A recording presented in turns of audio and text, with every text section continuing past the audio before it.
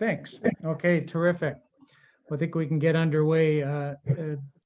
Thank you, Jerry. And as Jerry mentioned, my name is Rick Mazer. I'm the president and CEO of Forum Energy Metals.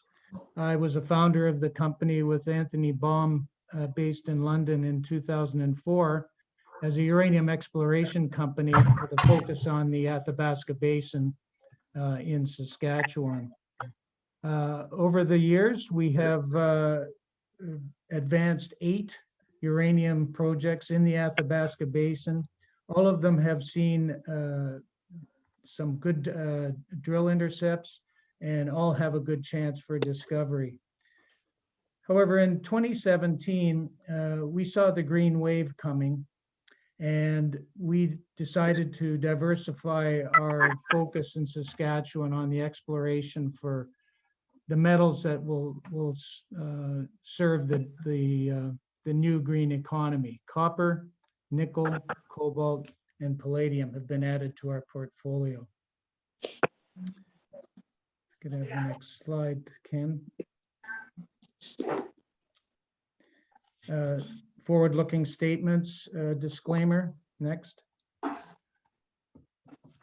So our first acquisition was the Janice Lake Copper Project in Saskatchewan, which is the subject of a $30 million joint venture with Rio Tinto.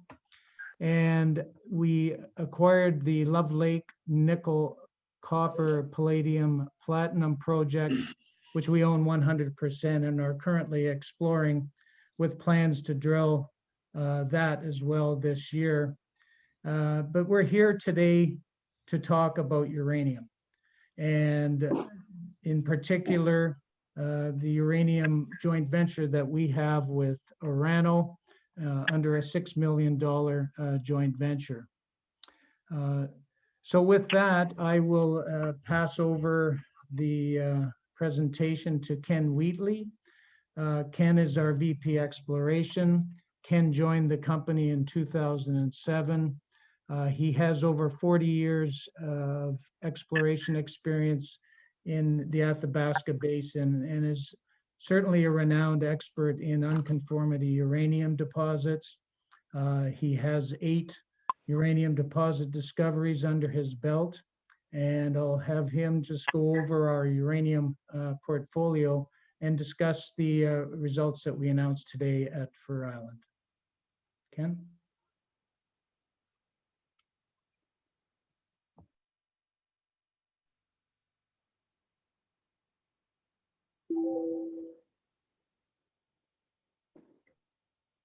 And you want to unmute as well? My auto, there we go. Okay. So we have our uranium portfolio is around the edge of the entire basin. We don't want to go into the deep part of the basin where it costs a fortune to drill these kilometer deep holes.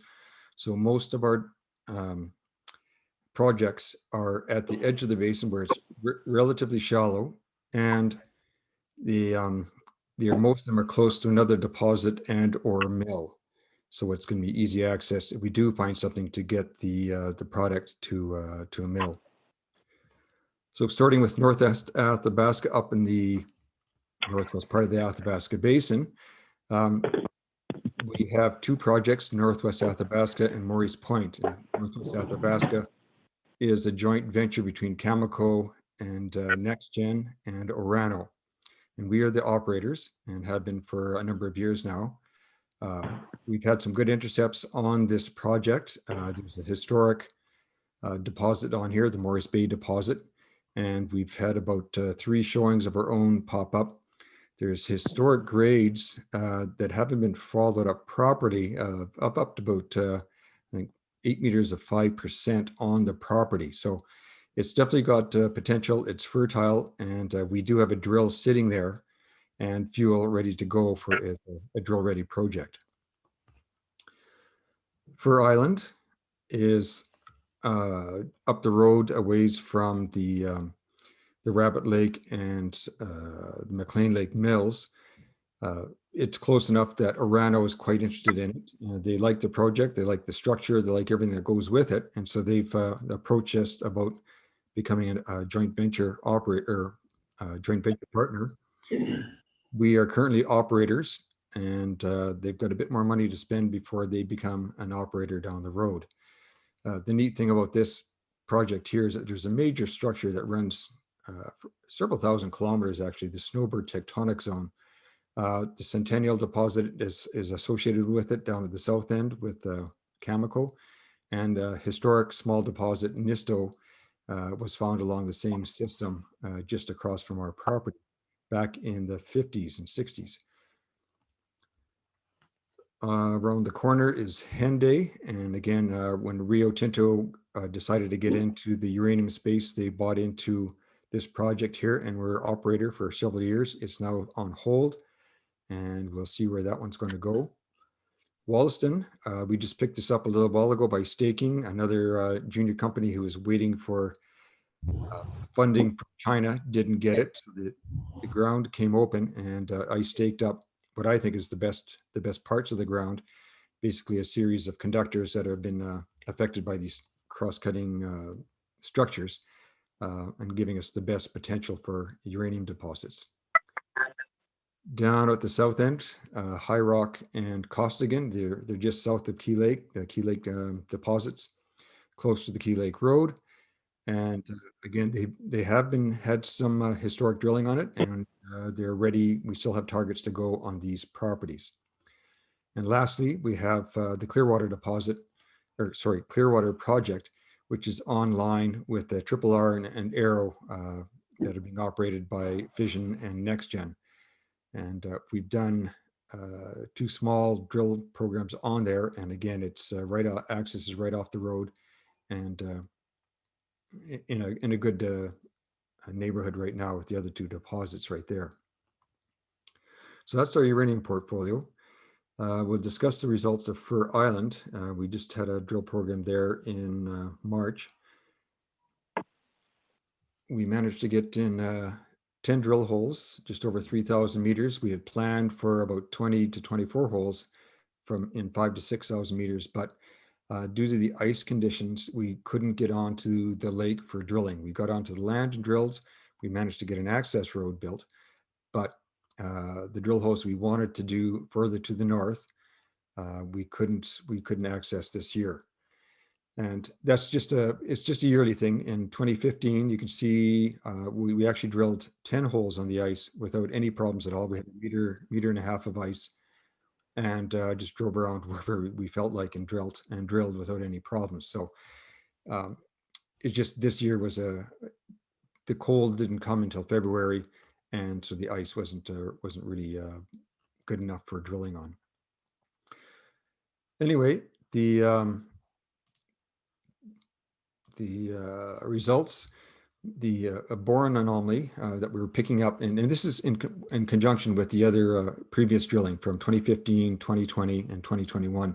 We put it all together now, and what we're seeing is that these values are increasing to the north, with the series 6, 7, 8, 9, and 10 being the best, and also the same with the uranium. The amount of uranium we found here is higher than further to the south.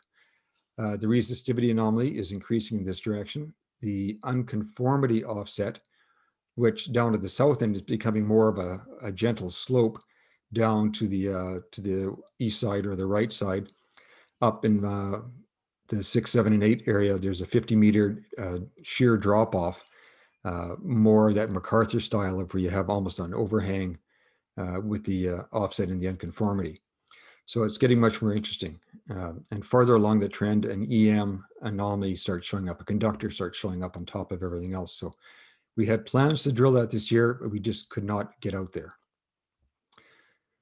Along with the geochemistry that we got back, we noticed in hole 24 that nickel was showing up as well. And so there's almost 100 meters worth of anomalous nickel in here. Local grades up to 0.42% over 5 meters. another spot with 10 meters at 0.2%. And then the very end of the hole, the last 3 meters, the sample came back with 0.1% nickel. Now, if I was a real base metal guy, I would have seen that and kept on going. But being a uranium expert, I can miss these things. But the results, the geochemistry came back. And what was interesting is that going back to our historic drilling, hole number 3, we had 68.5 meters at 0.24%. And these holes are about 1.1 kilometer across. So we're not sure what to think of it just of yet. The rocks where the most nickel are quite tectonized, and our ultramafic guru, who's Larry Hulbert, who's looking after Love Lake for us, he looked at the geochemistry and said these are definitely mafic to ultramafic rocks, and suggested we should be sampling these for platinum, palladium, and gold as well. So those samples, there's approximately 35 samples have been sent in from these holes and are being assayed now for platinum, palladium, and gold.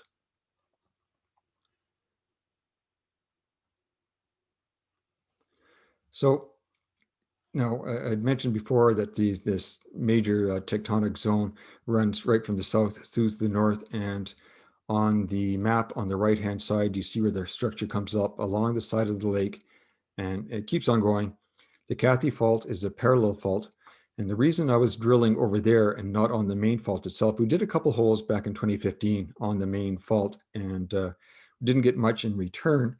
And part of the reason, you'll notice down the Centennial deposit down at the south end with Cameco is not right on the fault itself. It's on a splay or a smaller parallel structure, because the structure is almost too big. There's so many fluids moving through here that I worry about it a little bit, destroying any deposits that might be formed. So we started on the Cathy Fault and a parallel splay, and working our way up to the intersection point with the Black Lake Fault. And we are seeing some very nice gravity lows in through here. So future work, drilling for sure along this whole Cathy trend up to the Black Lake Fault, and then probably along it. Continue a gravity survey up to the end of the property. And then the resistivity survey that we did back in the last fall seems to be showing the alteration halo very nicely as well. So it's probably a combination of things. We have to sit down with Orano with all the results here and decide what to do next. But it'll be definitely in this area north of the Cathy Fault along the lake and up to the mainland and along the Black Bay Fault and parallel structures that we find up there.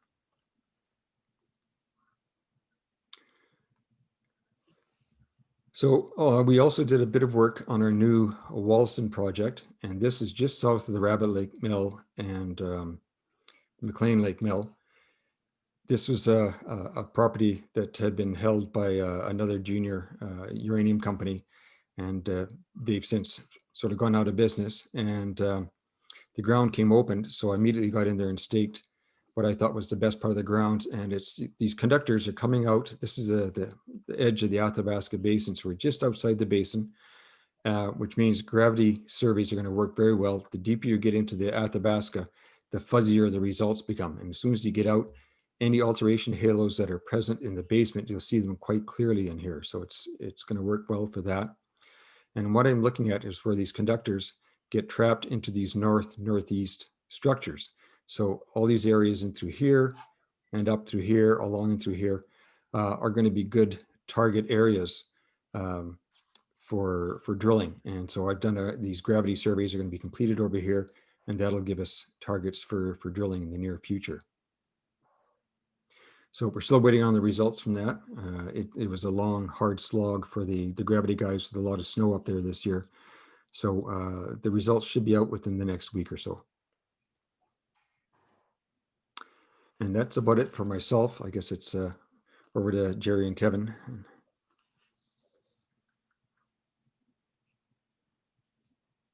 Thanks, Ken. Rick, did you want to cover a little bit on the background of Forum and some of the other initiatives?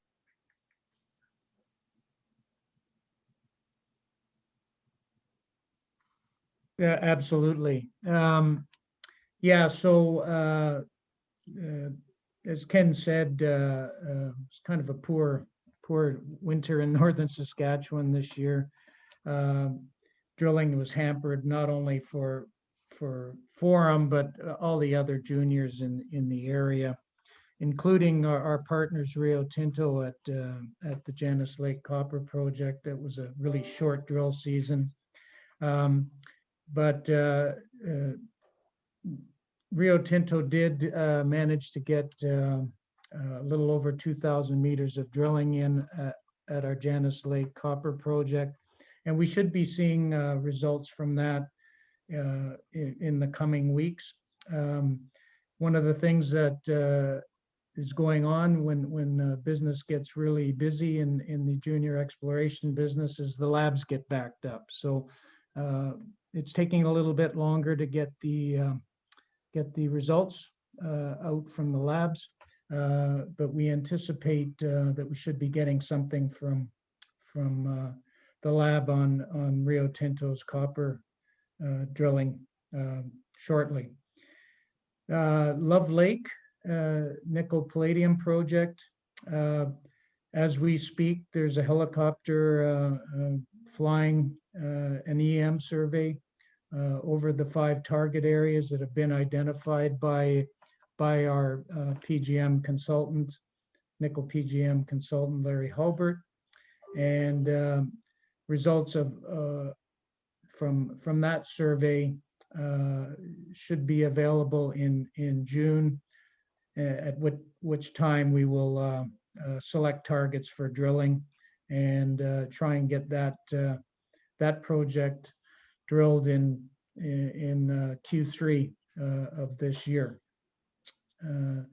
So if there's any questions about Fur Island, I'd like to try and keep it to the uranium assets as we are focused on the uranium results today. Are there any questions from the audience? I believe, Jerry, you can. Yep. If you can send me your questions, guys, on your chat box, so we can forward it. Just get it in an orderly fashion to Rick and Ken here.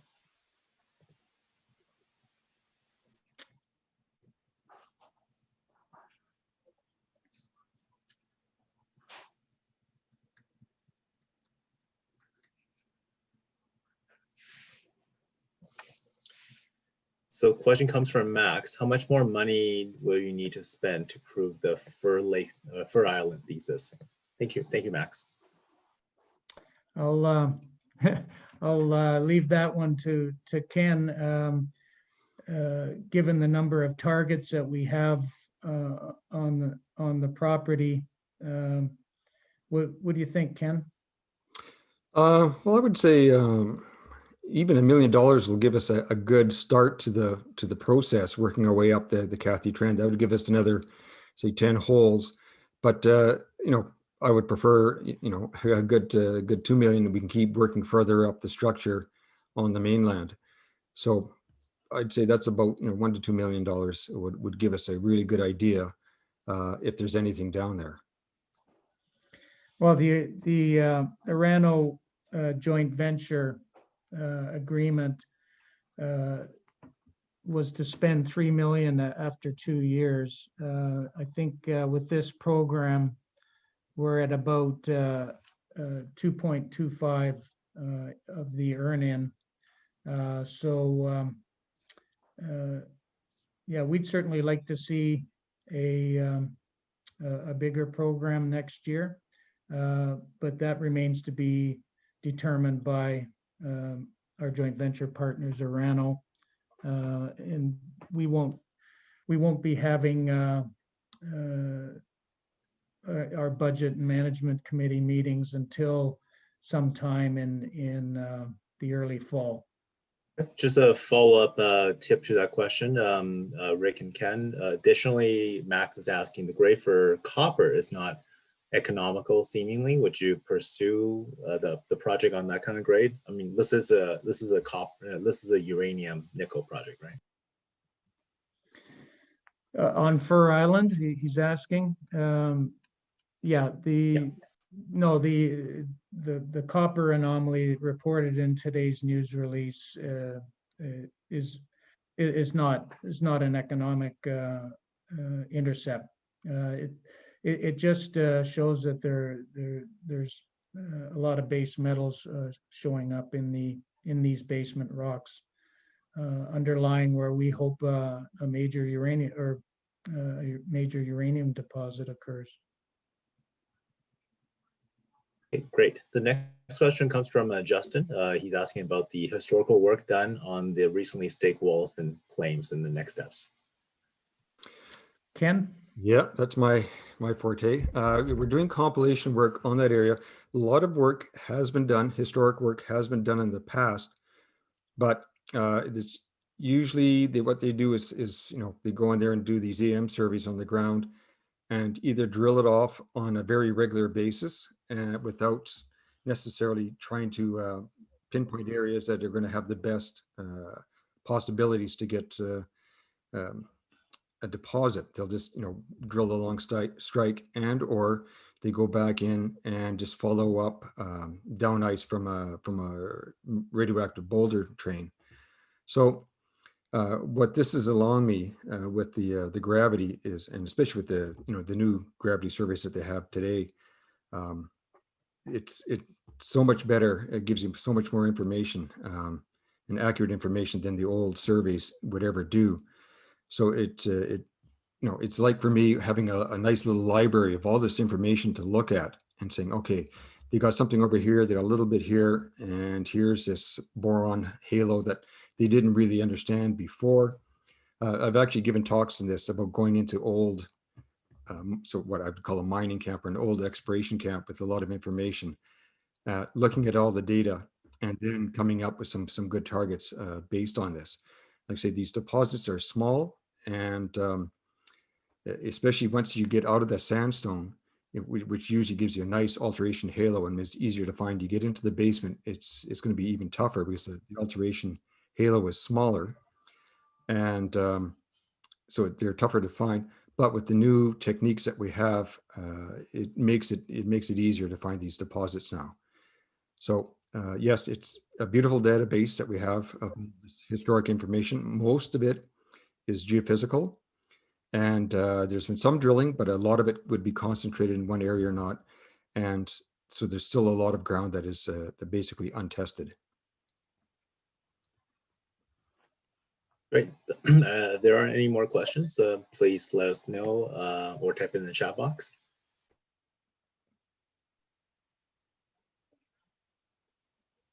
I think Arnie just rejoining from KWIN.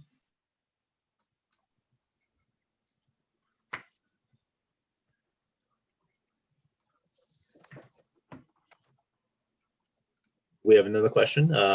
Cam, which project are you most excited about? Well, the main three northern ones, Northwest Athabasca, because I know it's fertile. Okay, there's mineralization there in the ground. There's a deposit there.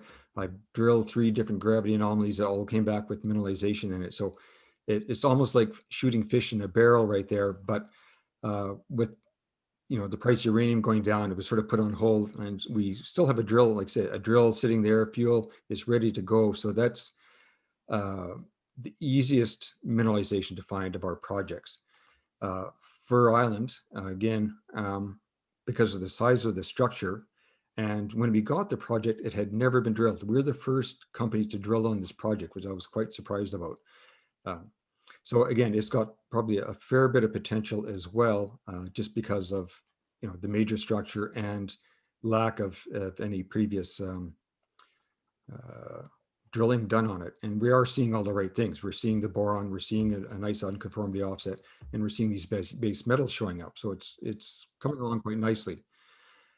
26 holes drilled in the project, and that's it. You take a look at MacArthur, and I think it was number 189 before they hit the mineralization, this kind of thing, right? So hopefully we don't have that many to drill, but it's these are hard to find deposits.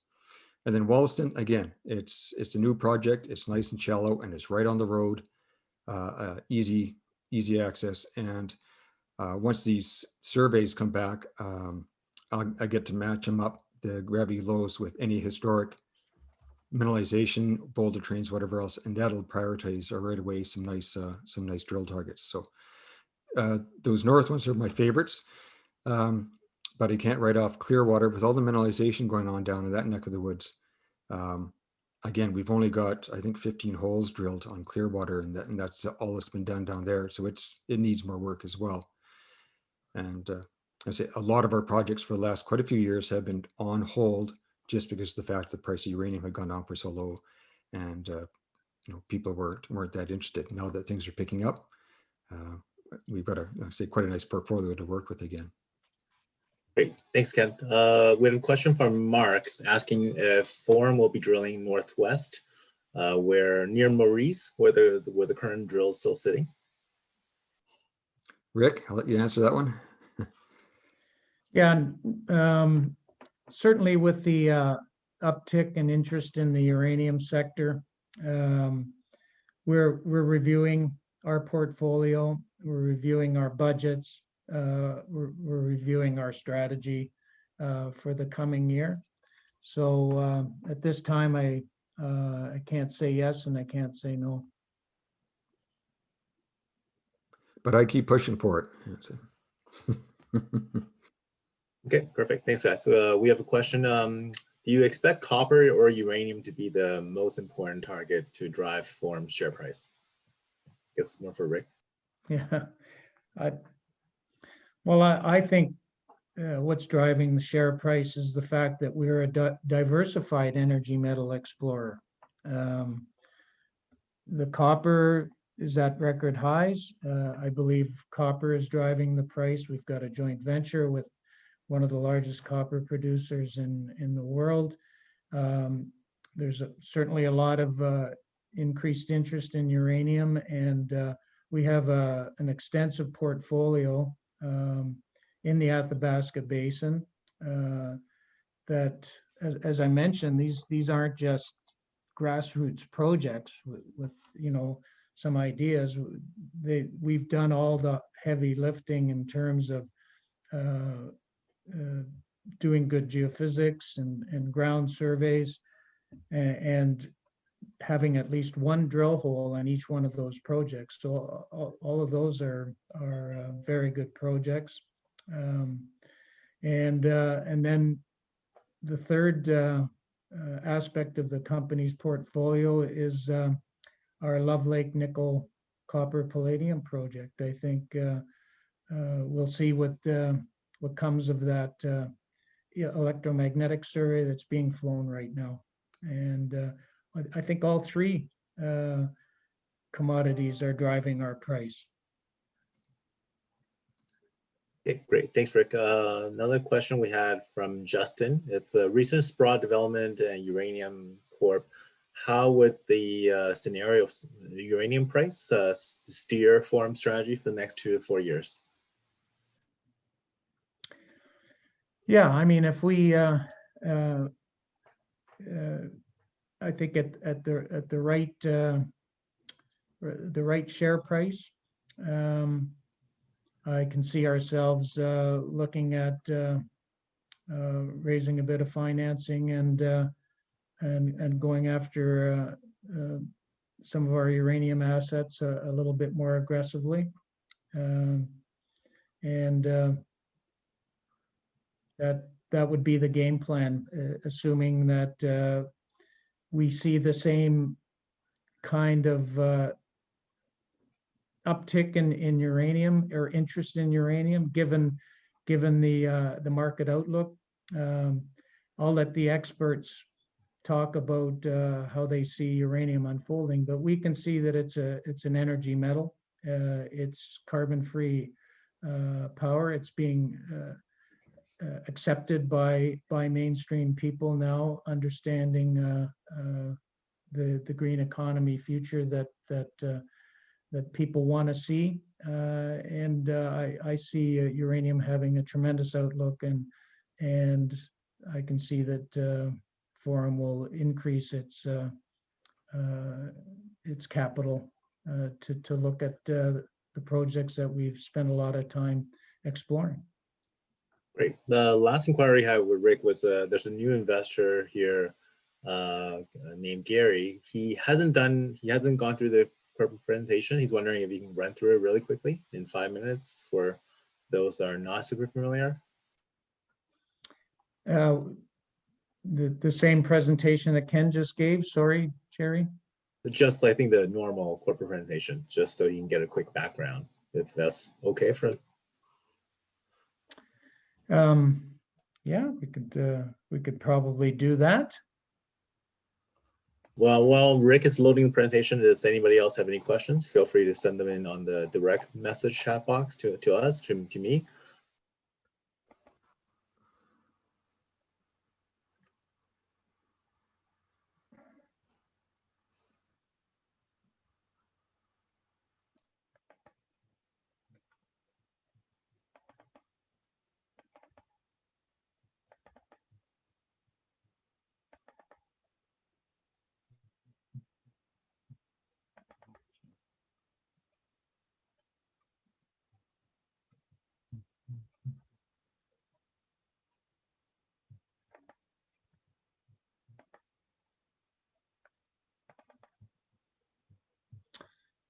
Okay. We got that up now? Looking good. Yeah, we got a few more people joining as well. Tom Stark, and we got Rob Keynes from Go Silver Pros as well.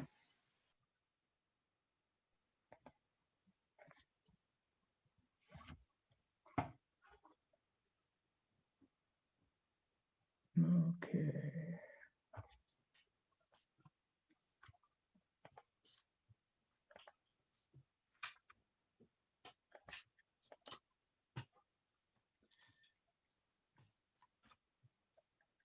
Feel free to continue sending questions in, guys.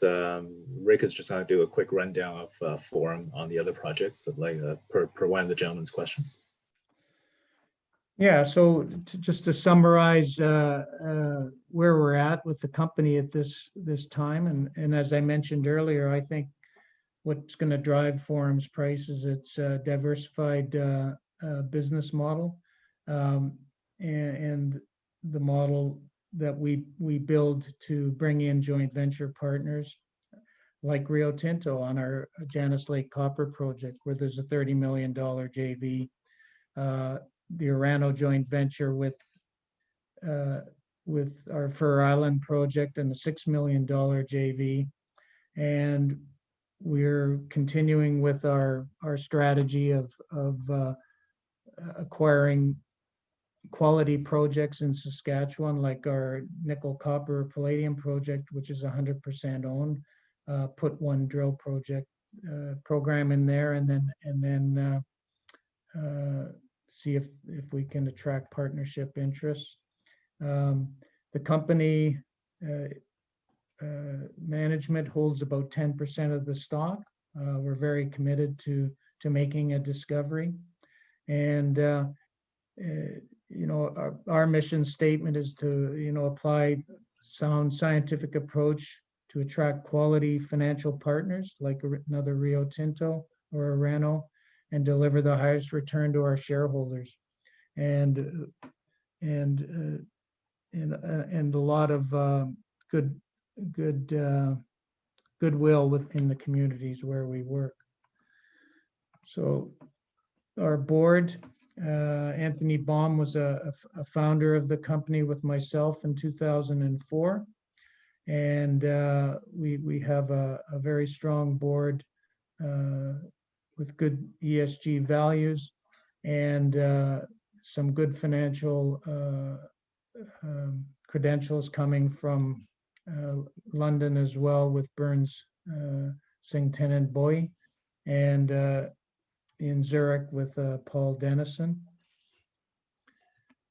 Yeah, I'm the founder of Forum. I've got 45 years of experience in a variety of metals, base metals, uranium. Ken, 40-year professional geoscientist with most of his experience in the uranium business in Saskatchewan. And we put together a very strong consulting team as well to help us on the uranium front with Boone Tan, the discoverer of the 200 million pound Key Lake uranium deposit, and Dr. Larry Halbert, an expert in the nickel copper PGM space. Okay, Rick, just to pause and break a little bit, we have two more questions. Rob Keynes from Gold Silver Pros asking about your palladium assets. Right. Yeah, so Love Lake is just north and east of our Janice Lake copper project. We own it 100%. We acquired it by staking. Historically, there was a lot of exploration for platinum and palladium in what is called the Peter Lake domain, a 150 kilometer long mafic, ultramafic layered complex. And it would see intermittent exploration whenever the platinum prices went up or the palladium prices went up. But no one's really taken a good hard look at it from a nickel copper magmatic deposit standpoint, and that's also one of our focuses. It was open for staking in 2019, and we jumped on the opportunity, staked over 30,000 hectares of ground for $30,000. We've put two seasons of boots on the ground work. Ken's had his field crews in there for 2 years taking a lot of samples. We flew a magnetic, high resolution magnetic survey in 2020. And this year we're flying a high resolution electromagnetic survey. With all of that work being done, we think we've done a very methodical exploration approach to commence drilling and hopefully find ourselves a sizable nickel, copper, platinum, palladium deposit. Okay, we have another question in between the slides, Rick. So for Ken, how does the Fur Island geology look comparison to the previous deposits you worked on with their majors in the uranium space?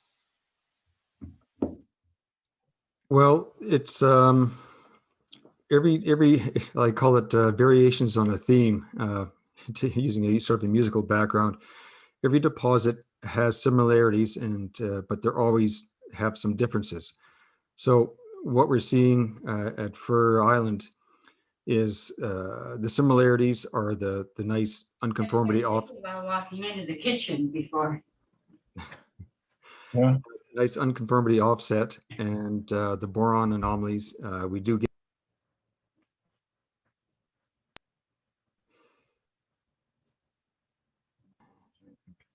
Okay. We're getting the base metals and boron showing up as well. So it's and right at the border of the Athabasca Basin, so it's relatively shallow. So there's a lot of similarities I see with other deposits. The differences is the EM conductor, which doesn't exist where we are drilling right now, but we had these mafic gneisses that are, from my concern, or the way I look at it, and so does Orano, is that these are operating in the same way these graphitic conductors are, is that it's a really slippery, greasy sort of rock that allows, if you're going to have faulting occur in a spot, it's going to be along this this lithology. And this is a lot what the graphite does as well. You know, you use it for lubricants and stuff like that. So if you have a fault with the graphite in it, it's going to slip much easier than any normal rock would. So this allows you to focus on a certain structure for looking for these deposits. So Comparatively, it's quite similar in a lot of ways, but in other ways, we're having different basement rocks, and the conductive system isn't as strong as in other areas. Great, thanks, Ken. Rick, let's resume and be aware of time. I think there's another event for you at 2, so you got another 10 minutes.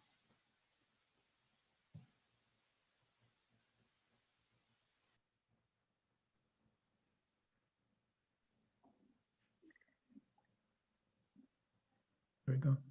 Can you hear me now? Yep. Okay, so we have 148 million shares outstanding, 35 million warrants. Most of those are in the money now, especially now that we've broken through the 42-cent resistance level. It looks like here on the chart to the right. We're a good trader. We trade on average over 500,000 shares a day. Cash is 3.7 millions in the bank. Our monthly burn is pretty reasonable, given the quality of the company. Basically, it's Ken and I, and we hire consultants to do some of the other work. So this year is a year for discovery. There's going to be lots of news flow. Over $7 million will likely be drilled. Will be budgeted for drilling. We've just completed the drill campaign at Janice Lake with Rio Tinto, and I believe we have yet to get confirmation from Rio Tinto, but I'm very sure that they'll be drilling again this summer at the Janice Lake Copper Project. Fur Island is done for now because, as Ken mentioned, the next targets need to be drilled on the ice, and so that's a winter program next year. We've yet to finally complete the Wollaston Gravity Survey, and our Love Lake Nickel project geophysical survey is underway right now, and we hope to get that drilled in Q3. We have a strategic cobalt project right in Idaho, right next door to Jervois Mining's Idaho Cobalt Development Project, which we will probably explore on the ground this summer. So the Rio Tinto joint venture, they can earn 80% by spending $30 million. The first year of the agreement, they spent $3.7 million, and this year's budget in the second year, I believe, is going to be well over $7 million, which gets them to the 10 million mark, where they can exercise a first option of earning 51% in the project. These targets that Rio Tinto are drilling are they daylight. They're shallowly dipping into the from surface, so there's open pit potential. We're still waiting for results from Rio Tinto on that. They drilled 3 targets in 2019, and they drilled a 4th target this year in 2021. There's over 20 targets on the property, and as I mentioned, we do anticipate getting some results here within the next couple of weeks. So the first set of results are probably what we're going to be looking forward to going forward here for Forum. And just went through the uranium portfolio. We've got 8 drill-ready projects in one of the best exploration areas in the world to look for uranium. the $6 million joint venture with Orano on Fur Island has given us some encouragement to drill that again next year. And then our Love Lake battery metals project, which is 100% owned by Forum, is currently, we're currently flying an electromagnetic survey over 5 target areas of Tadpole, Road, South Contact, Corvin, and What Lake. This layered complex here, the Mayfield complex, is about 100 square kilometers in size. The work that we've done has identified what we think are potential feeder zones for this big magmatic event, and that's where the nickel, copper, and platinum, palladium targets tend to reside. A highway runs right through the project. So that's the quick corporate presentation for that gentleman. I hope that gives him a flavor for what Forum's all about. Very well done. We're nearly at 1:50, so we budgeted for an hour. So if anybody has last minute questions for Forum, specifically more on the uranium assets for Island, please send them in the chat box. If we don't get anything in the next 10 minutes or 10 seconds, then we'll wrap it up and we'll have this recorded call on the website for everyone to review and replay as well.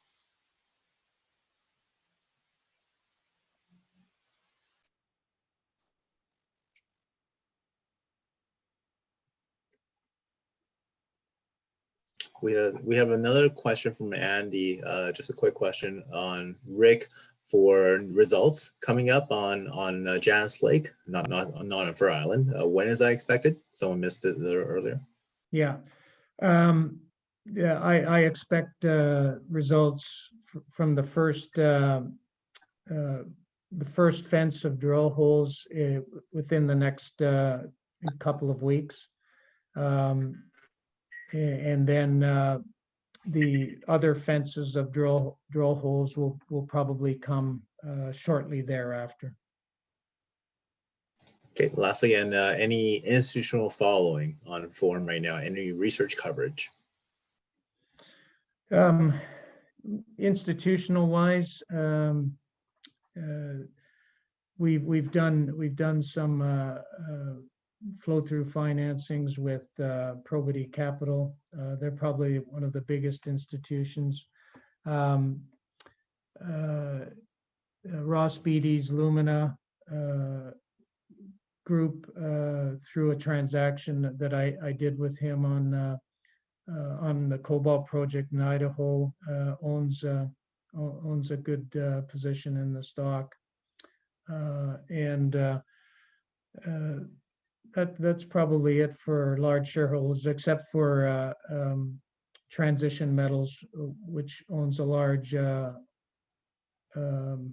position in the company through our acquisition of the Janice Lake copper project. That was a share and mainly a share and cash deal that amounted to $500,000 in cash and shares, and we translated that into a $30 million joint venture with Rio Tinto. So that was a good piece of business. Okay, great. If we don't have any questions, we'll wrap up the call today. Thank you everyone for attending. Feel free to follow Forum Energy Metals on Twitter. Trade the stock, obviously, FMC on the TSX. On the US, ticker is FDCFF. From all of us at Jemini Capital, myself and Kevin, thank you for attending and following Forum Energy Metals. Thank you, Rob and Greg from Highballer Stock, Gold Silver Pros, for liking the stock, following us. Definitely tweeted about it on Twitter, on LinkedIn, on all the social media platforms. We look forward to some of the next sets of results from Janice Lake, Rick, and Ken. Thank you for your time today. Well, I thank the investors for your time and your interest in Forum. And as I mentioned, it'll be a busy year. Lots of news coming out of Janice Lake. They'll be drilling. Rio Tinto will be drilling this summer, I hope. Well, I'm pretty sure they are. And then we'll be drilling our Love Lake project. So thank you for your interest in the company.